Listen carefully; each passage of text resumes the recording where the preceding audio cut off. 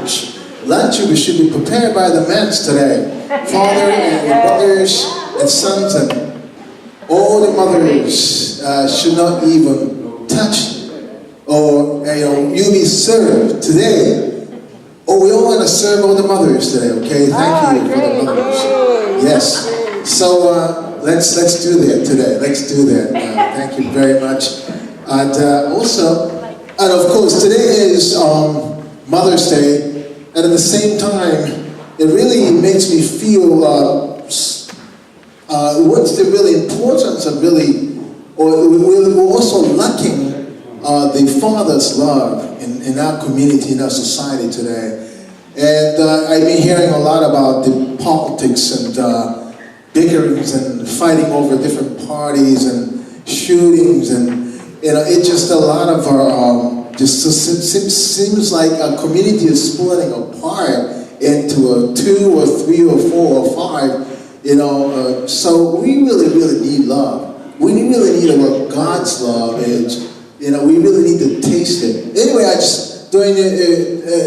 was driving, I just overheard the radio say something about, it kind of inspires me, so if you could just really take a look at the video first.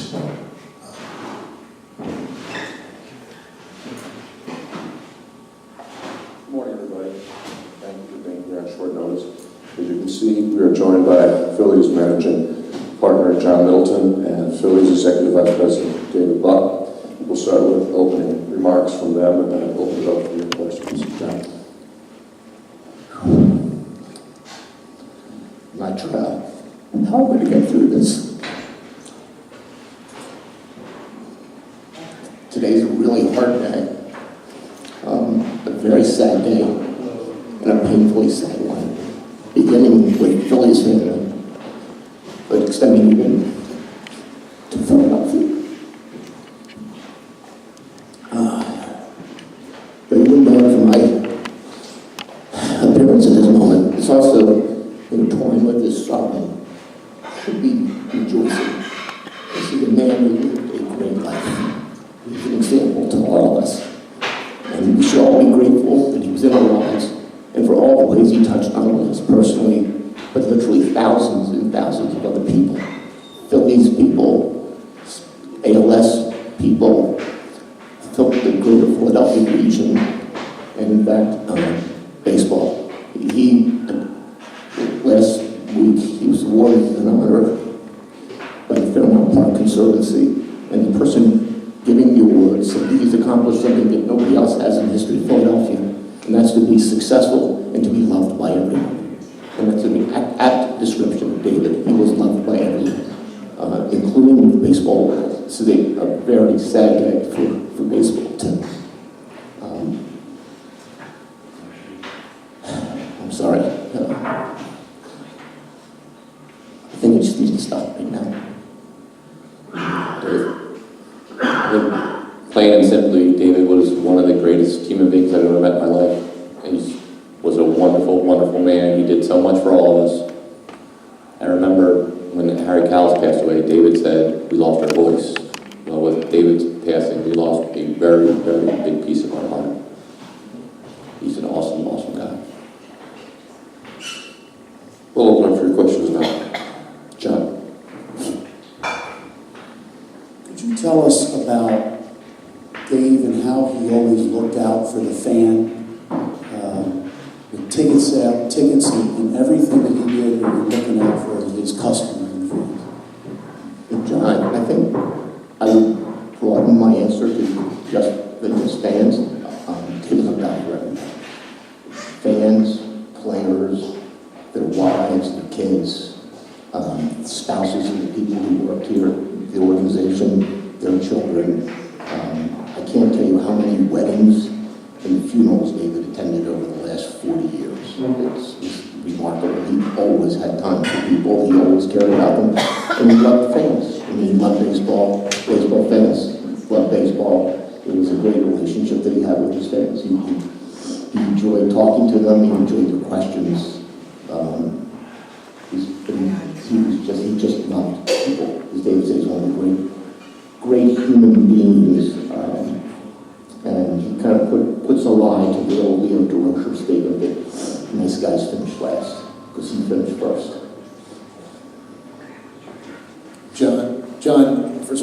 sorry for your loss.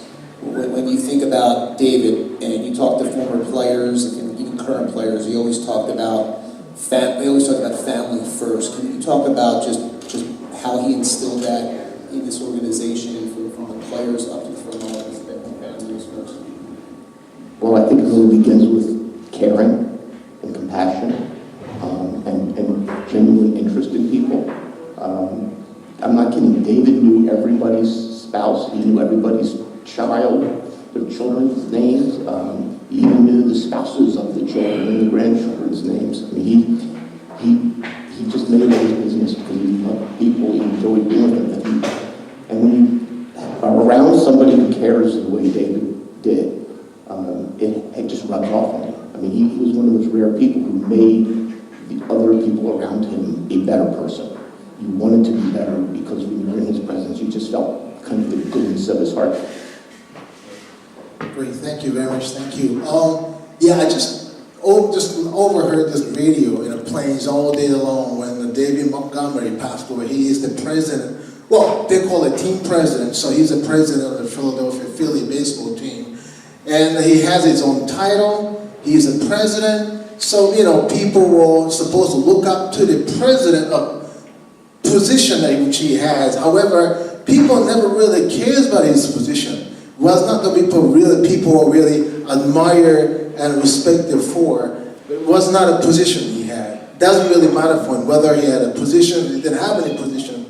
The thing is, he started up about selling tickets, then he moved on to a scoreboard where he worked at a ticket office in the morning and afternoon. He works he was behind the scoring board during the nighttime. That's how he started his working with the Phillies. That was back in 1970s, a way long time ago. Then he kind of promoted all the way up to the president. But he never forget the people around him. I think a leadership with heart is actually, leadership with the heart is not about the position you are in, but actually your caring heart. It is the relational. It's always, you're out there relating, always, constantly, and actually even more serving in ways that people are winning people's heart. It's really naturally coming out of a heart. Yeah. One thing about the song made and inspired, that he remembers everybody's names. Hot dog, people selling a hot dog, the people selling, soda, to every, talk about the food place in the stadium, to players, grandchildren, to children, to parents, and play, of course. And everybody's name, he remembers it. He spent time with them. If somebody at the hot dog shop and the stadium passed away, having a funeral, he is willing to visit that and spend time with them. And we went to that funeral service. I mean, president says, or owner of the Phillies says, I don't even know how many times he went to that funeral or wedding party. He thinks that is so important for everybody. Everybody at least need to be respected. Their, funeral or celebrating at the weddings, I mean, people are just starting with the tears. And I've been hearing a lot about the political struggles and fighting over impeachment or not impeached and all this. But in the middle of it, I heard this beautiful news that somebody passed away and people really cared. And people really felt like we lost heart. It's a huge portion of the heart of Philadelphia. I mean, would you like to, or can I be, or can you all become the leader of heart? And whatever you do, in your own sort of space or job or wherever you work, can I be the leadership of heart? It is so important to each one of us. I think that's what counts the most. My friend, Reverend Onish, once again, he was a small little man. Small and little. Small little. He's really small. It's like this. Maybe. This Japanese Onishi, my friend, my best friend, and who suddenly passed away because of a heart attack, right? You know, and what happened the next day, there were over, 300, there were over 30 to 40 ministers surrounding. The front huge was packed with the ministers he's been working with. And since I was one of his best friends, I was hoping that people were going to call me up to say a few words. Or I wanted to go get out there and say a few words. But I found out there were like 50 people calling, he's my best friend. So everybody lined up to say a few words. So I never really had a chance to say a few words because everybody said a few words. And I felt jealousy of Onishi has so many best friends. I don't know, how many best friends do we have? Or they consider you as a best friend? How many do you have? How many do I have? I don't know how many. 2 or 3 or 1, maybe 0. How many best friends do I have? Somebody I can just sit down and share my heart or listen to my life. All right, when this ministry at the West Philadelphia, when our ministry moved out of there, how many are crying for that? How many of community came to the site and just telling us and sharing with us how much they missed us from West Philly moving out to Germantown? How many are really, willing to letting us know that we miss you guys, man? You have done a lot in our community, man.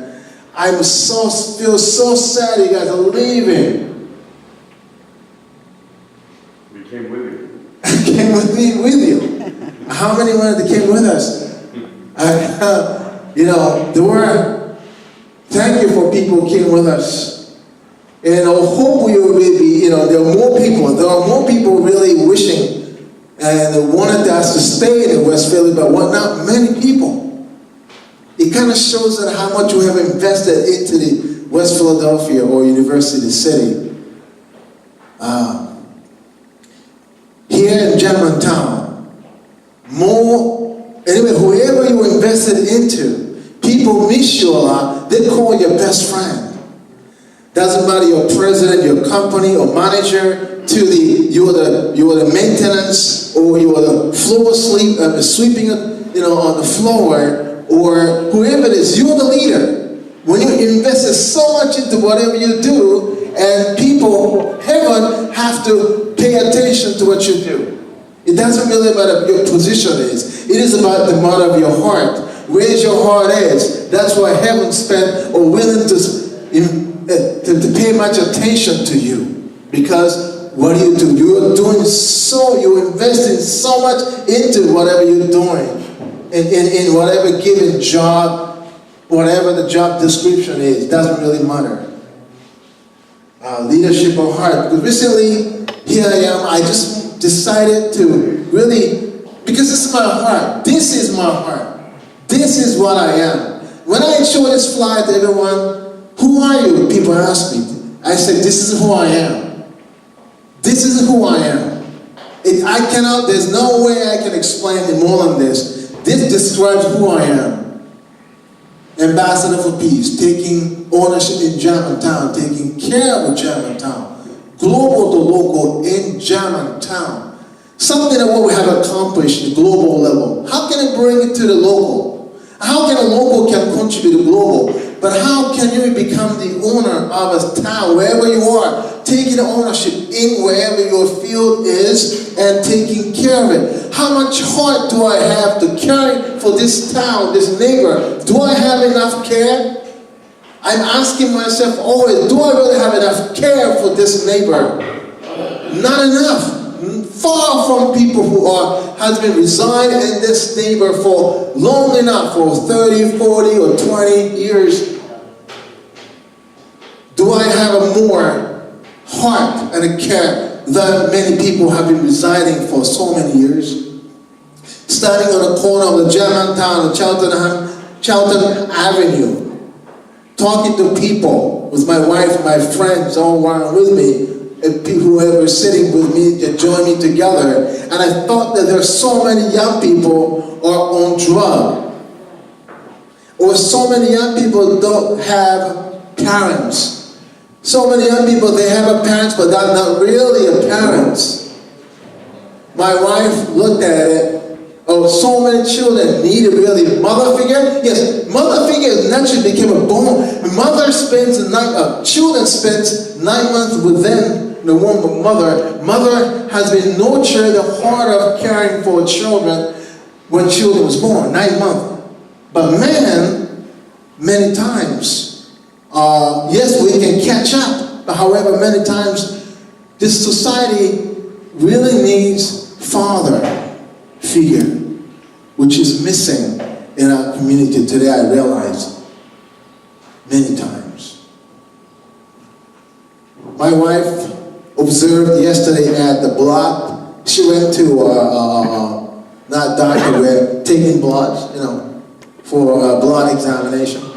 My wife and his short hair was there early morning, sitting there, the crowded people waiting for taking their blood for the testing. And young couple, a mother, a young daddy, and a little baby. Baby was crying.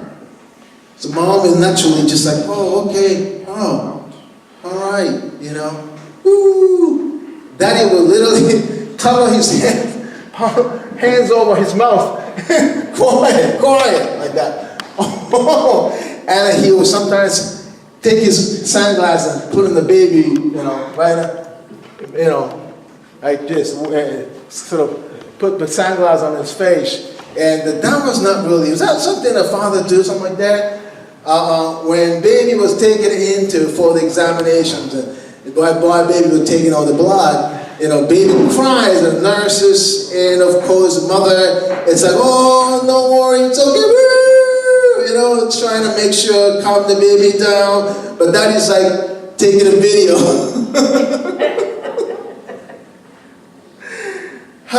My wife was like, wait a minute, where is that? Is it really a dad or what? Is it a brother? Or who is it? Was he a dad or is it just a simply older brother? Or somebody's neighbor just came along with the baby and, mom? I mean, man also really need to grow up, or we have to have a functional father in our society today, which we don't have it. That's why many people really regard some leader like David Montgomery as a really like a father figure, because nobody calls my first name and last name. You're the first one. Remembers my name. Even my father never calls my name many times. So here it is. Now this is a trademark which I use to call the original 13 families, and a trademark of the conference which I feel resonate with the people founding this Germantown in Philadelphia. William Penn was preaching back in the day. He became the Quaker, and he preached in Germany. First, the original 13 families became converted from Mennonites to the Quaker. He invited them to his sort of a colony, which he bought it from the King Charles. He called it the Sylvania. And King Charles called it Pennsylvania. So this is what the Pennsylvania name came from. Combination William Penn and Sylvania, Pennsylvania. He started the Pennsylvania in 1681. Right, 1681. And Germantown was founded in 1683. And of course, the first settlers here in Pennsylvania was the original 13 families. So settlers, Germantown, was the original 13 family of Mennonite, converted to Quakers, but they kept their faith. And they are here to seeking for religious freedom. They really want to create a community of seeking religious freedom. People freely exercise their religion, worship God. This is their vision. This is what the William Penn says, the holy experiment. That can be able to come together, freely worship the God we want, what we believe, without receiving any persecution from nobody. Wow. Sorry.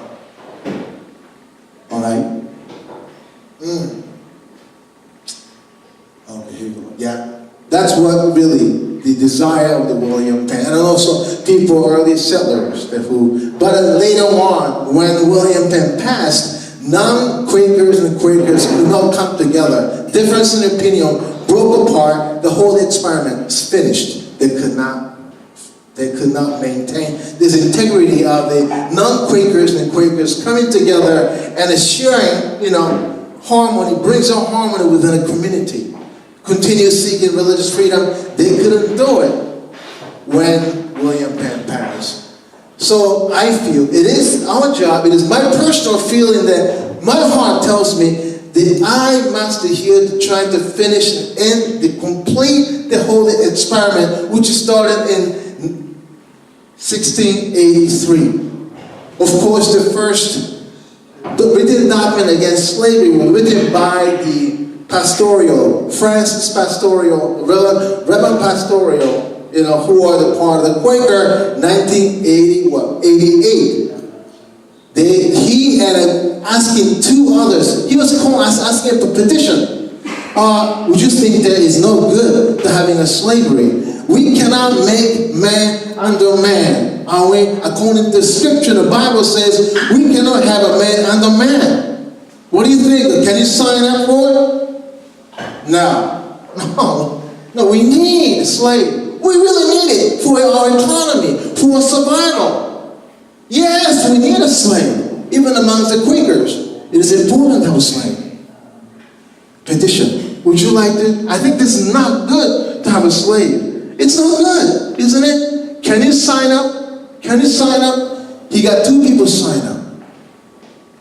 Started in 1980, only 2 people signed up among many of us settlers. Believe that it's important to have a slave for the betterment of a community and betterment of the economy. It makes total sense. Against all the odds, he really pressed the hard on this. Finally, later on, he brought that to the meeting in, of course, Abington meeting, the monthly meeting. He brought that to Abington meeting. From Abington to the quarterly Philadelphia meetings, from a quarterly Philadelphia meeting, still people are like, okay, let's bring it to the England annual meeting in England, asking for the permission for the freedom of slaves. And there he got the agreement. He brought that back. So it took incredible efforts to do that. But this started from here, right here in Germantown. George Washington, over there from the White House, in Germantown, White House, he operated Valley Forge. First, big riots of slaves happening right up there too. Germantown Battle of Germantown, victory of Germantown Battle, which is right there also. This place is an incredible historical spot. Anyway, I'm sorry, I just want to move on. And by the way, I just wanted to connect with a mother speech here. Recently, in April 6th, Pete starts with his speech. Excerpts from her speech, I quoted here. One way or another, we have to work together to get rid of pollution. We must combine our efforts and work in unity. In order to do that, many organizations around the world are deeply concerned about the global environmental problems and the future of food security. However, they too also think of themselves first. The only answer and the way forward are the blessed families, those who have received the true parents' blessing. I feel is inspired me so much is that people are working hard, yes, but many times, and Gina and I also discussed last Thursday too, people are really, but once your organization is getting bigger and bigger, people start with the right motivation, however, all the money start coming in, flow into your organization. You begin to have your structure, stabilize yourself. You have all the subordinates under you, and would you like to just spend this little money for myself? Or for the vacation. What about this much for my little payment for the mortgage? And what about all that? And eventually, people has been becoming more and more self-centered in many ways. But I believe God really have a trust in each one of us. I really feel I really felt I was moved that God trusted each one of us to do an amazing work right now, even to eliminating the pollutions within here, and of course within the United States and around the world. And I'm looking at it here, right here in Germantown. Can I be able to get rid of the pollution? Can I be able to get rid of the plastics? Can I be able to get rid of plastic creating pollutions in the ocean? By year 2030, ocean will be filled with the plastic, floating in the water. It will be more than a fish. It will be more than a number of the fish, more plastic floating in the ocean by year 2030. According to Jim Mother, some of the scientists said year 250. But when can it start? That is why our ministry start changing from all the styrofoam cup and the bowls to and now we will see papers now. Council decided we should move forward with paper plates and bowls and cups. And eventually the nicer folks too will become our hard utensils like silvers. And of course some people say even bamboos, anyway, bamboo forks and knives, so better than bamboo. That's gonna be a little advanced, but here we go. We're gonna eventually get there, maybe so, we're gonna get there. Or recyclable products that are material, used for all these things. And if that's gonna be a goal, even my wife said the plastic bag should be eliminated. And instead, everybody bring their own container when everybody want to bring their leftover from a lunch, for example. I mean, anyway, we really, our ministry wanted to start, we want to take initiative for that. Bring it to the solution, to the global issues about the pollution. Here we go. Now, originally, this continues after she says, and it continues after. Originally, Native Americans were living in this country. However, God worked with the Puritans and blessed America to become a central democratic nation of the world within a short time, or less than 200 years. This blessing, however, is not for America itself.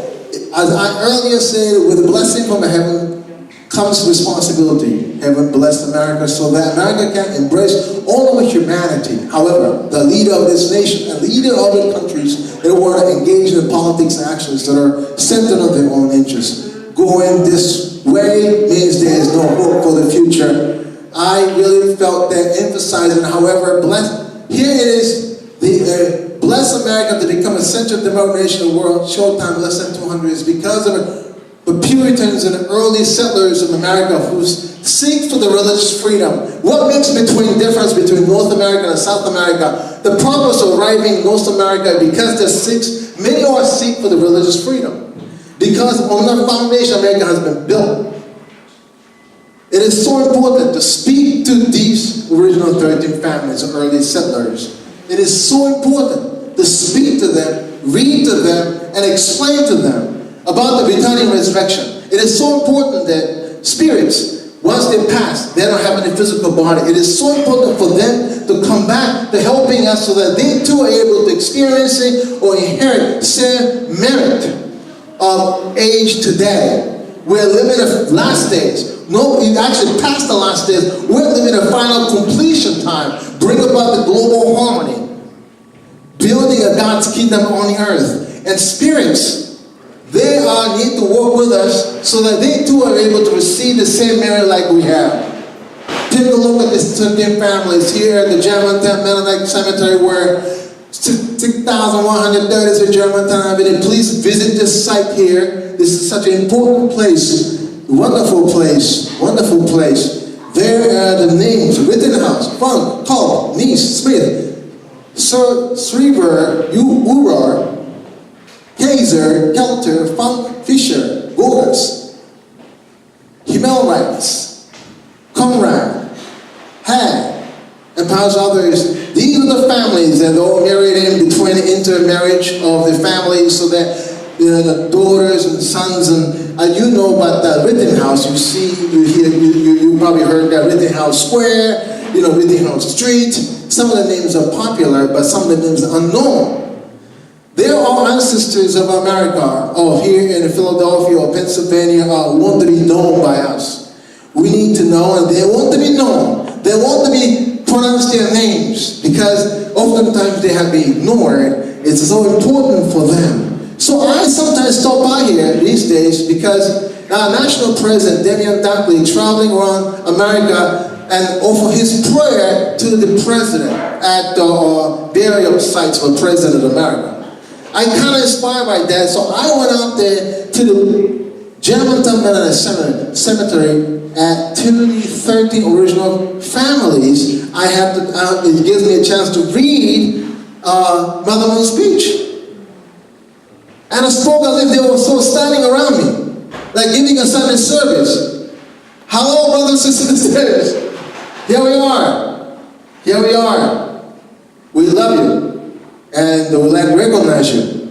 And help us to bring about the betterment of Germantown and of Philadelphia. Because they cares about this city.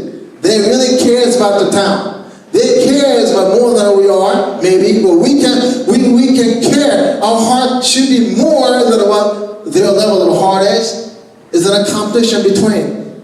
But if we are really care enough, they want to help us.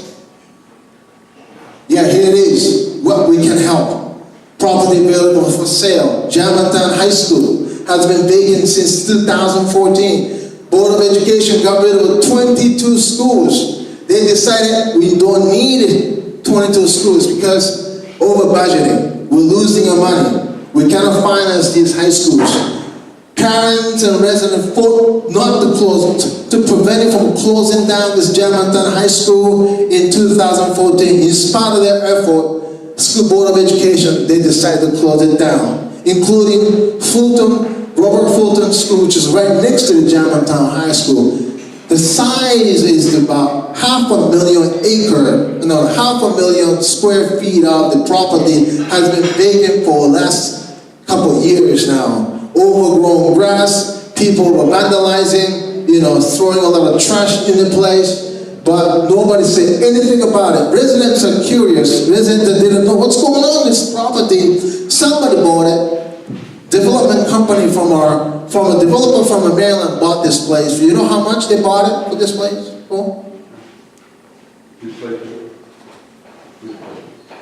You know how much they bought this? $200,000. The Germantown High School? Yes, and not only that, Robert Fulton Elementary School. You know how much they bought? They basically, Board of Education trying to get rid of the school. $200,000. And it was tossed around. One developer to another developer, and finally this local, I should say not real local, but another developer bought this place for $200,000. But they did not pay a tax for the last 2 years. You know how much of tax they have to pay? Over $400,000 of tax they have to pay for this property. They didn't pay. You know when we find out about it, our community find out about how much they bought this place, how much they did not pay for their tax. You know when we find out about our community find out? Last week. Last week we find out about it. Community of over 300 people got together, James United Methodist Church, right next to the school. 200 people got together, 300, packed the place. The developers out there was organized by the mayor of Philadelphia, this meeting, but developers have to come out. Mayor asked them to show up. You have to speak to the community because they have to listen to the community's desire, what they want to see in this property. You can't just build your own, so in whatever you want. But you guys are leaving this property for how many years now? Not even taking care of it. Bought so cheap. We have to ourselves have to deal with our own church building. All community got together, communicated with the developer. Finally able to build the building there was in the University City. But took us a lot of process. But they're honest.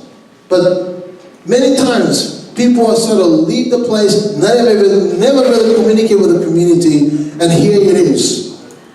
So this is what we find out. But people who are spearheading it is actually, his name is Joe Butts, and Germantown United, and Joe Butts, the man who cares for Germantown, who are literally adapt local middle school, Roosevelt Middle School, into their hand for taking care and counseling many of young children. young schoolers, after school, as after school program. So here's the man who cared. We actually support their activity right here in this ministry. We did our fundraising events. Now that here it is. Joe Batts in the middle. Right here, he's speaking. Joe Batts, the one that spearheaded this. So he shared. We want to see a vocational school, and also it's a charter school that should be run by the local community board, not by us. So we want to build a school for the local students. He says, see how many young people walking around in the street on drugs. Many of them having appropriate parents. He says, our community rolls up together. We need to build a school. But the developer came up with an idea is actually far more from that idea.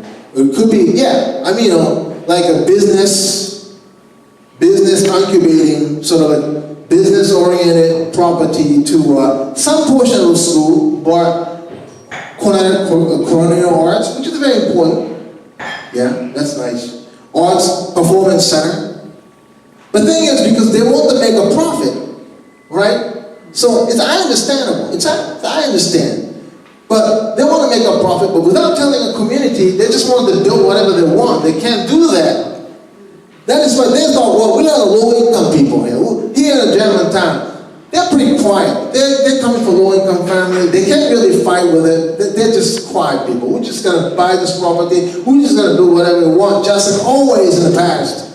But they picked the wrong crowd, actually. They picked the wrong crowd. Germantown was so noisy out there. People literally lined up for the questions and answers and asking all this very, very vital questions that they were like, okay, guys.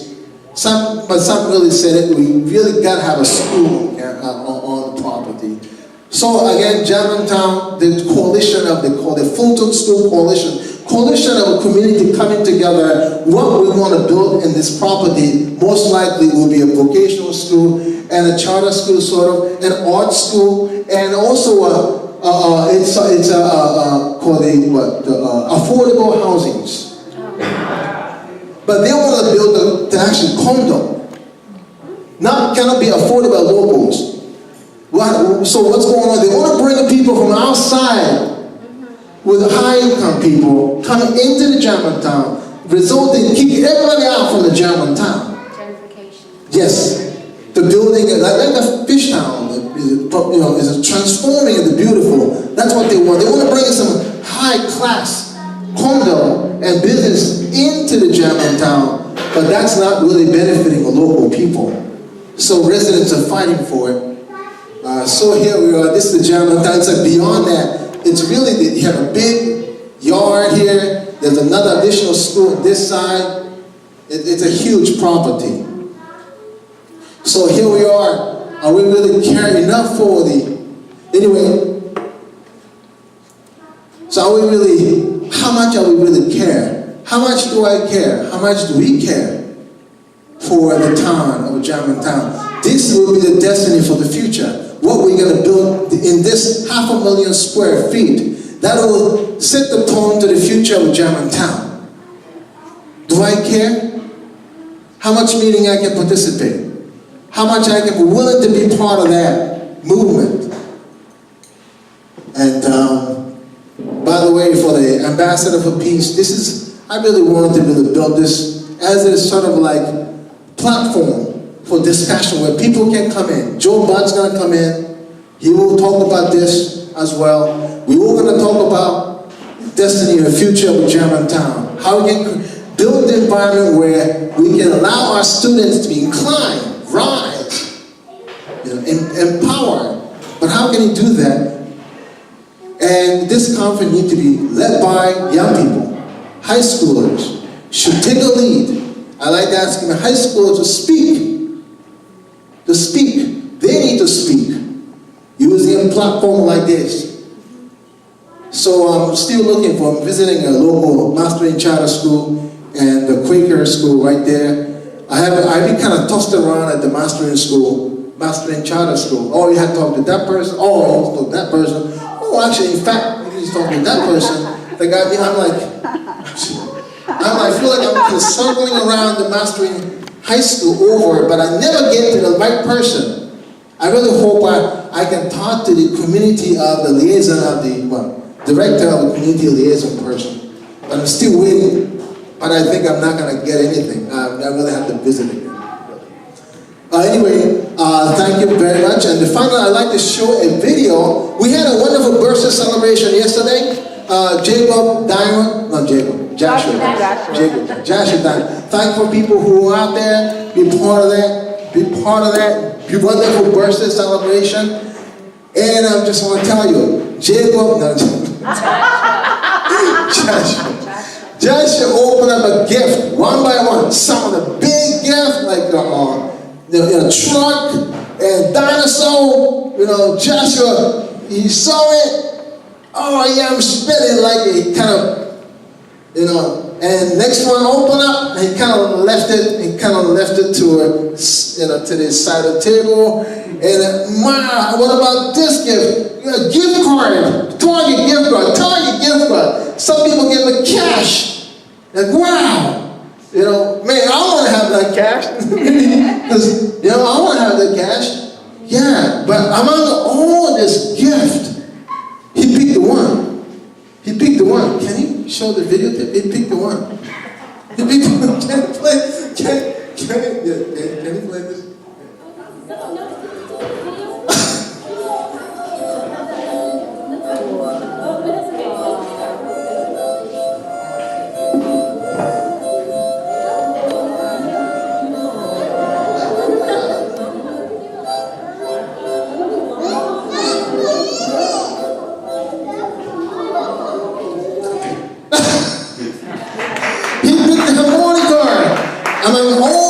He picked the harmonica. He loved it. He's playing harmonica. He put back in the box and took it again, and he started playing again. I have a couple of videos, but one of the video. Thank you, Administrator, because that was his gift. Yes, thank you. And by the way, happy Mother's Day today. And please enjoy. Once again, my announcement was that all the mothers should not even touch. We will help. We will serve. We will serve. Thank you. Have a wonderful day. Yeah, thank you.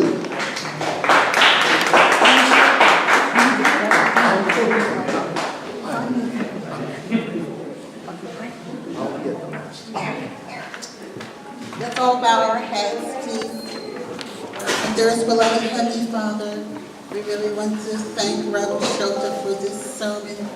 Truly, this sermon is the heart of the matter of having the right perspective of how to be thankful for a situation and how we can have a mother's heart, parental heart, a feminine heart of caring, not just for our own families, but for other people. Maybe you don't have the same experiences as we would have.